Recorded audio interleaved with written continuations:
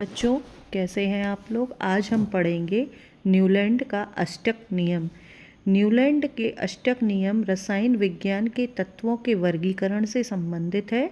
इस नियम के अनुसार जब तत्वों को उनके बढ़ते हुए परमाणु भार के क्रम में व्यवस्थित किया जाता है तो प्रत्येक 8वें तत्व के गुण पहले तत्व के समान होते हैं। मतलब क्या हुआ कि जैसे ही हम पेरियोडिक टेबल में उपस्थित सभी तत्वों को उनके परमाणु भारों के क्रम में व्यवस्थित करते हैं तो जो पहला तत्व है उसके जो भौतिक गुण होंगे या रासायनिक गुण होंगे वो 8वें तत्व के सिमिलर होते हैं। ठीक वैसे ही जैसे संगीत में सप्तक में 8वें सुर के बाद फिर से पहला सुर आ जाता है। न्यूलैंड के अष्टक नियम 1864 में इंग्लैंड के रसायनज्ञ जॉन न्यूलैंड्स ने प्रतिपादित किया था।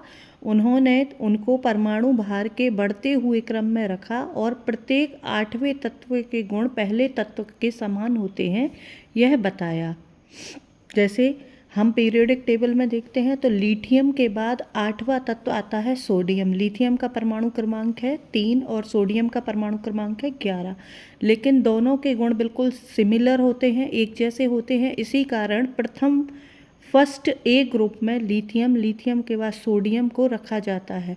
इसी प्रकार सेकंड ग्रुप में बेरिलियम के बाद मैग्नीशियम को रखा जाता है और फिर कैल्शियम को रखा जाता है, क्योंकि इनके गुणों में एक समानता पाई जाती है। न्यूलैंड के अष्टक नियम को संगीत का अष्टक जैसा कहा जाता है। इस नियम की कुछ कमियां भी थीं। तो कमियों में यह नियम केवल हल्के तत्वों के लिए ही वैलिड था। मतलब जिन तत्वों का परमाणु क्रमांक 40 से कम था यह उन नियमों पर लागू होता था। इसके ऊपर वाले तत्वों पर यह नियम लागू नहीं होता था। जैसे कि भारी तत्वों पर यह नियम सही नहीं बैठता था। न्यूलैंड ने 56 तत्वों की भविष्यवाणी की थी, मगर आज इससे ज़्यादा भी तत्व पेरियोडिक टेबल में हैं। जैसे कि अपन अभी जो आधुनिक आवर्त सारणी पढ़ते हैं, आपको पता होगा आवर्त सारणी दो प्रकार की है। पुरानी आवर्त सारणी को मेंडलीव की आवर्त सारणी कहते हैं और नई आवर्त सारणी को आधुनिक आवर्त सारणी कहते हैं, जिसे मोज़ले ने खोजा था। आज हम 118 तत्वों के बारे में पढ़ते हैं। और भी बच्चों बहुत सारी खोज हो गई हैं, लेकिन अभी वो आवर्त सारणी में आए नहीं हैं।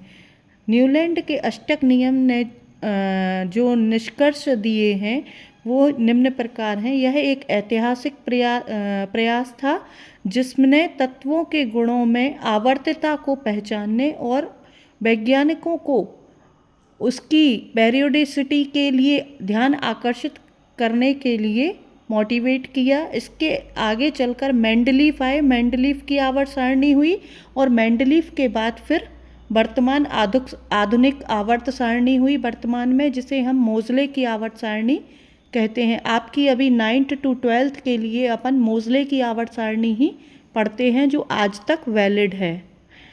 तो बच्चों, आपको ऐसे ही क्वेश्चंस के आंसर मिलते रहेंगे। अभी हम न्यूलैंड के अष्टक नियम को पढ़ने के लिए एक वीडियो के माध्यम से भी समझेंगे। आपको पढ़ना है आगे और इसी तरह के क्वेश्चन चाहिए तो प्लीज़ इस चैनल को लाइक, शेयर और सब्सक्राइब ज़रूर करें।